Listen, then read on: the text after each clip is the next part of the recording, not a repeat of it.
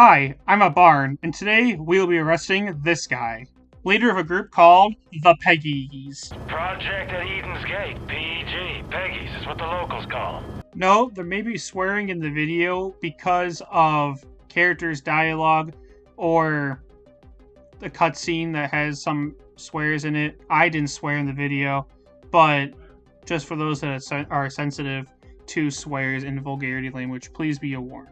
Well, without further ado, let's get into the video. As my duties as a Barn, I'm going to go over the gameplay, the story, and if the game has any crazy elements such as, random enemies spawning, or the game not working in your favor, or throwing weapons, something like that. What you see here in this epic scene.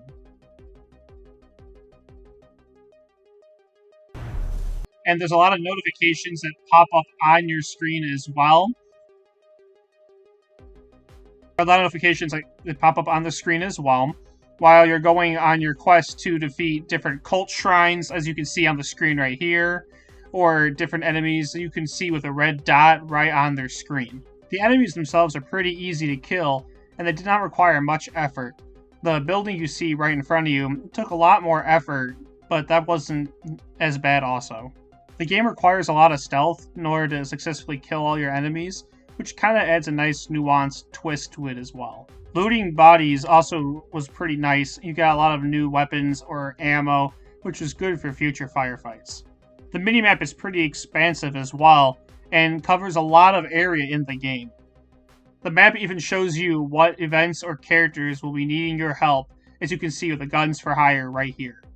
The weapon wheel is pretty expansive and intuitive, but it took me some getting used to, especially as it doesn't really give you much of a tutorial. I like how the game also gives you different ways to take down your enemies.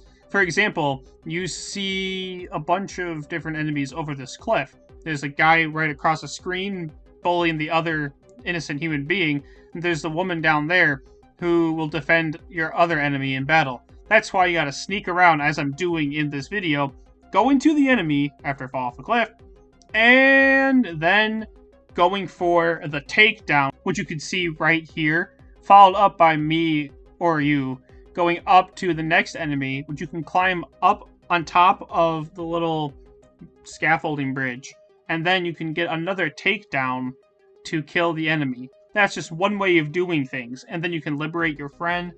The point is, there are so many different things that you can do in this game to save people that the possibilities are honestly endless. The people you save can also pick up the weapons of the guys you killed, and then can go on journeys with you to help liberate the state of Montana from the Peggies. Note, there's a lot of open space, so if you're a person who really likes action, you may be a little disappointed by the variety and vast open space that this game provides. Some of the tutorial screens are very helpful and help you on your path, unlike the loadout screen.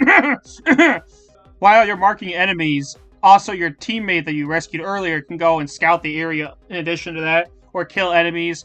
It makes the game a lot more varied and nuanced, and allows you to plan your different strategic routes. It's a really smart move that Ubisoft can do this, and I really am grateful for it. It makes the game more fun, in my honest opinion. You can even use a zipline! When the enemy's bar in the upper part of the screen turns white, that means they're spotting you, and if it turns fully white, they will engage combat with you because they fully spot you, unless you do something preemptive that causes the whole army to notice you. When you're injured, hold the Y button to use medkit, though I don't know how you find them, and they're really scarce, so be careful when you really get one. The game even has reload mechanics. Now, how cool is that? When you complete a base, the 5 stars in the guns for hire or different logo and yellow font will appear, showcasing that you have liberated and beaten a mission or have saved a camp. There are many NPCs to liberate and save, which can really help bolster your army's defenses for when you need to fight the Peggies in this game. Now, I've talked to you a lot about the gameplay and how it's really good, basically trendy, like Call of Duty and Halo has reloading, who wouldn't want that? But now I gotta tell you about the most fun part, the story mode, featuring the statue. You play as a junior deputy who has to go and arrest a religious fanatic by the name of Joseph Seed.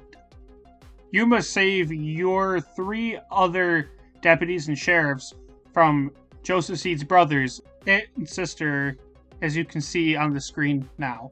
Each brother and sister controls different territory that you must go and liberate from them in order to progress through the game and finally to get rid of Joseph Seed, who has control over the entire region. Each of the 3 different main regions in the game have different little side tasks or people to liberate in order to get to each person in the Seed family and defeat them to then finally liberate all of Montana. Lots of people need the character's help, and the protagonist then goes on their adventure to save everyone in Montana. The loading screen is pretty nice too, and I like how on the bottom part of the screen they give different tips for each of your encounters or how to defeat these enemies, and I kind of like the quotes on top too. There's one from John Seed here, as you can see, and sometimes I'll have biblical quotes too, especially from the Book of Revelations. Some missions are absolutely brutal, like the one you're seeing here. I had to go and save 3 different hostages without being spotted, which normally wouldn't sound that bad. Once you get past the first one here, as you can see, it gets a lot harder. This first one was a lot easier to defeat, and after I liberated this guy, the missions get harder and harder, and it just wasn't really fun. This is probably an extreme example, but this mission was absolutely brutal. As you can see here, I had to stealth my whole entire way through this level, and I did not enjoy 1 second of it. It does not help that I'm using a shotgun, and that shotgun is not very powerful, at least in this level. And as a consequence, I wasn't really able to get a lot of kills, and I had to stealthily get myself to the end of the level, and this playthrough shows that it wasn't really easy to do so. Problem is that the game relies a lot on stealth. That stealth really can hinder your experience, especially if you are big on the gun blazing aspect that Call of Duty is well known for. As an example, by pushing down on the D-pad, you can throw rocks to distract your enemies. In this case, it doesn't work, but sometimes it really helps out, and there's other times where it's terrible. There are also other events, like you just saw, where I have to hold the Y button to put out the fire and leave you with very, very low health, which really did not help me, and I actually died several times from it all. I am grateful, though, that the game does tell you when you fail the mission, and it restarts you pretty soon. It doesn't take you 7,000 years to get through the loading screen. When I finally beat the mission, it took a load off my shoulders, and let me tell you, that was one of the greatest experiences playing this game, because I didn't have to deal with the consequences of this mission any longer. Hallelujah! As a note, I did not play any of the DLCs, as I didn't have them, and I did not have anyone to play the multiplayer with me, so that feature unfortunately could not be discussed and recorded. It probably wasn't that bad. Ubisoft makes pretty good multiplayer games. I just did not have the option to play the multiplayer of Far Cry 5. Now it's time to talk about the eSports potential. Psych! There is none to begin with. There is no competitive PvP mode in Far Cry 5, which defeats the whole purpose of an esport. Yes, you could do trial runs and you could do speed runs, but that really defeats the purpose of the game.